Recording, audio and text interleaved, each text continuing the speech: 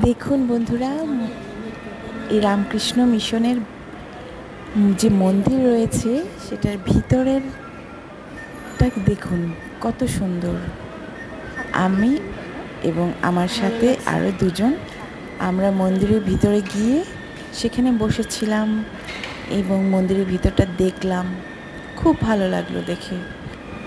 বাইরেরটা যেমন সুন্দর, মন্দিরের ভিতরটাও আরও সুন্দর।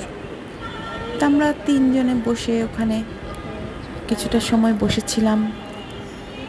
তারপরে আমরা ওখান থেকে বেরিয়ে আবার সেই বাগানগুলোতে ঘুরতে থাকি। সত্যি মানে এত সুন্দর গাছপালা, এত ভালো লাগলো। আজকে ওখানে গিয়ে সত্যিই মনটা ভালো হয়ে গেল। মাঝে মাঝে এইভাবে আপনারাও যাবেন, কোনো না কোনো জায়গায় ঘুরতে যাবেন।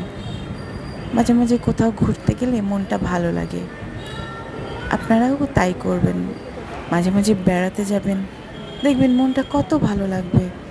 তখন সত্যি মানে কাজের প্রতি অনেক আগ্রহ বেড়ে যায়, অনেক কাজ করতে ভালো লাগে, তখন মন ভালো থাকে, শরীর ভালো থাকে।